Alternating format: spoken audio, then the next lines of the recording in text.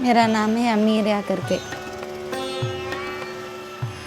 मैंने घर पे मैं 8वीं क्लास पढ़ रही थी और उस स्कूल छोड़ के मैंने ब्यूटिशियन सीखने के लिए गई। मेरे घर में और 3 बहन 3 भाई रहते थे और पापा मम्मी रहते थे। उस दिन मैं सबसे छोटी हूँ ना, मुझे बहुत प्यार करते। अच्छा, आप बता सकती हैं कि उस दिन क्या हुआ? मैं पिज़्ज़ा होटल पे गई, इसलिए मैंने पिज़्ज़ा और पानी ऑर्डर किया। 6 बजे बज गए थे उधर और वो कोई लड़का आया, मुझे मैं हेल्प करती हूँ करके मैं उसकी हेल्प नहीं पूछा और मैं आँख मुझे प्रार्थना कर रही थी।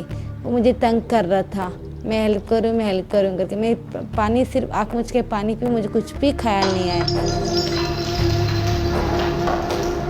सिर्फ इधर आके दूसरे दिन ख्याल आया सवेरे मुंबई में।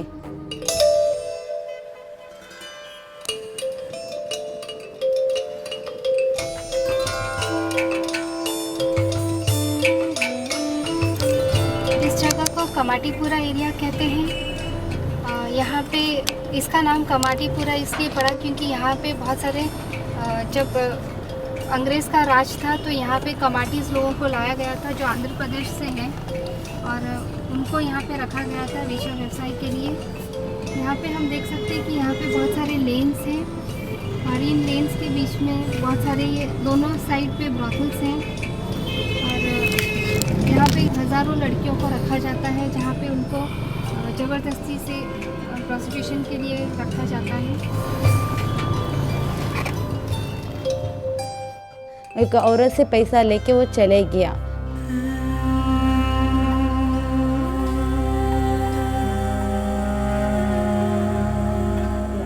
और मैं रो रही थी, मेरे मम्मी पापा से देखना चाहती हूँ करके। उसके बाद मुझे और मेरे मम्मी से मिलाई गई और उसे रूम पे लेके गई और मुझे और मेरा कपड़ा फाड़ रहे थे वो लोग मिलके। वही बोला ना, मैं चूड़ीदार पहनी थी ना, वो शर्ट पहनने के लिए कपड़ा दी, मैं नहीं पहनूंगी तो मुझे 2 मारी वो मार और मैं रोने लगी। हाँ, पहले ही दिन 3 कस्टमर को बिठा दिया वो। मुंबई एक बहुत बड़ा स्तोत्र और मंजिल भी है सेक्स ट्रैफिकिंग के लिए। पहले तो पुराने किस्म के कोठे होते थे, पर अब परिस्थिति बदल चुकी है। अब स्पा, ब्यूटी पार्लर और एस्कॉर्ट सुविधा, तो इन सब के नाम पर सेक्स ट्रैफिकिंग को चलाया जा रहा है। सेक्स ट्रैफिकिंग काफ़ी बहुत बड़ा गंभीर समस्या है। सेक्स ट्रैफिकिंग में जो बच्चियाँ, महिला और कभी बच्चे भी एक्सप्लॉइट होते हैं, उनके कई प्रकार के एक्सप्लॉइटेशन होता है। एक तो है उनको किडनैपिंग किया गया, अब्डक्शन हुआ। ओके, मैं वो घर पे गई हूँ ना, वो एक कितना 6 बेडरूम था, उसमें छोटा ना गंदा था वो, बाप रे। एक खाली पिलो डाल के, उसको दरवाजे भी नहीं है, सिर्फ पर्दा डाल के रहता था उधर। सिर्फ इतनी गंदी है बाप, बहुत गंदा रहता है उधर। सब लोग नीचे सभी क्या कुछ फेंका हुआ था रहता है, उधर उधर ही थूकता है उधर। पर्दे पिल्लों में हाथ पोंछते हैं, गंदा सभी पोंछते हैं। इतना मुझे वॉमिट आने लगता था उधर और मेरी तबीयत बहुत ख़राब हो गई थी उससे, इतनी ख़राब हो गई थी, मुझे 2 रोज़ को बुखार भी चढ़ रहा था उधर से। हाँ, कस्टमर तो नहीं मारते थे, जब मैं मना करती थी डेली मुझे इंजेक्शन देना था। 2 और सवेरे और शाम पे 2 टाइम इंजेक्शन देते थे मैं।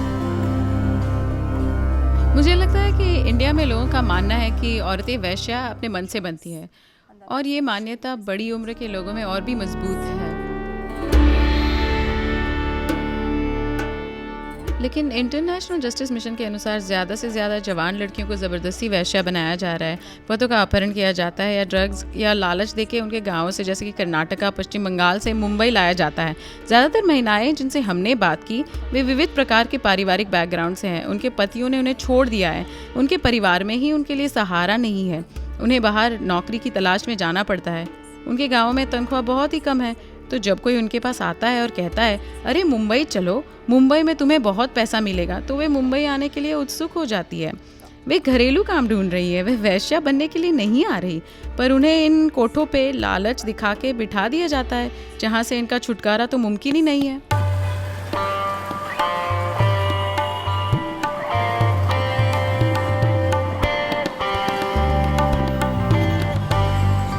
अगर के किनारे हमको बहुत सारी लड़कियां खड़ी मिलेंगी और ये लड़कियां इसलिए हैं क्योंकि इनको ज़बरदस्ती नहीं रखा जाता है। ये अपने पर कई ऐसी लड़कियां हैं जिनको अंदर रखा जाता है और वहाँ से उनको बाहर निकलने का मौका ही नहीं मिलता है। और जब हमको इन्फॉर्मेशन मिलती है तो हम यहाँ पर आकर इन लड़कियों को बाहर निकालते हैं। ये सन 2010 की बात है।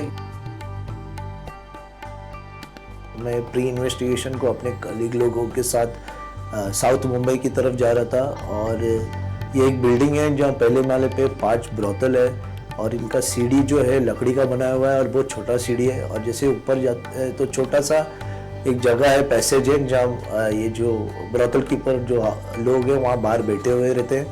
तो वो लड़की बहुत शर्माई और घबराई हुई थी, तो उसको देख के मुझे लगा कि ये लड़की को मुझे एंगेज करना है।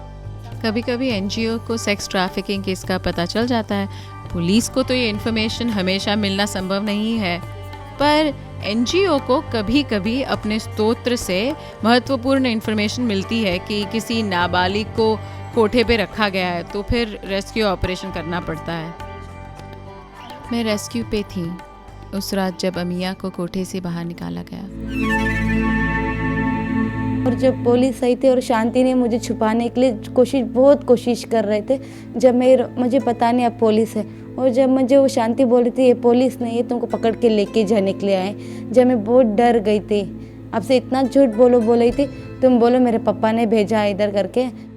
जब मैंने अमिया को देखा, मुझे याद है कि उसको देख के लग रहा था कि उसे दर्द हो रहा है।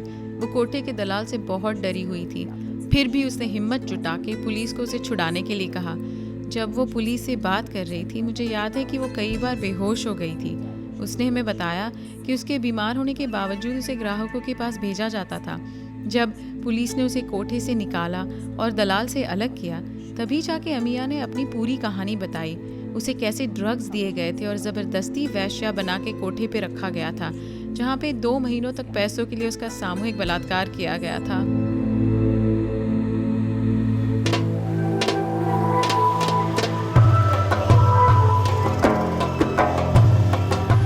जब किसी लड़की को कोठे से छुड़ाकर कोर्ट में लाया जाता है तो वो बहुत उदास होती है और उसे स्टॉकहोम सिंड्रोम नाम की बीमारी होती है। तो फिर इस मकाम पे एनजीओज इन लड़कियों को मानसिक सहारा देने की एक महत्वपूर्ण भूमिका निभाते हैं। तब जाके उस लड़की से बात करना और उससे सच जानना मुनासिब।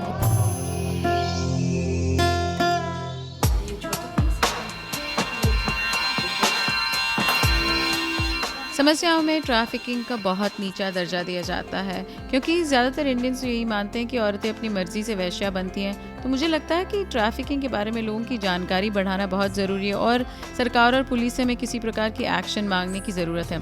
हमारे पास और ऐसे खास न्यायालय होने चाहिए, क्योंकि गोवा, पुणे और कोलकाता को रेड लाइट एरिया ऐसे ही माना जाता है।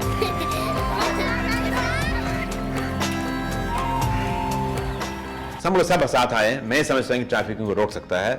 Definitely any crime can be prevented, crime can be prevented and will be. तो चाहे गवर्नमेंट एजेंसीज हो, चाहे पुलिस ऑफिसर्स हो, चाहे जुडिशरी हो, चाहे प्रोसिक्यूशन हो, चाहे एनजीओ हो, चाहे मीडिया हो, चाहे कॉर्पोरेट्स हो, हर आदमी इसमें शामिल होना चाहिए। तभी हम लोग एक साथ मिल करके इस बड़े ह्यूमन राइट्स वायलेशन को हम लोग रोक कर पाएंगे।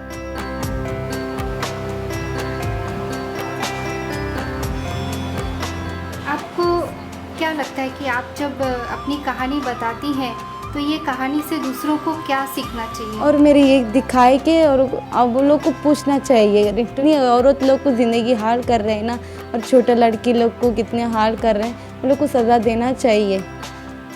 मेरा तो सपना है वो लड़कियों बाहर निकलना चाहिए।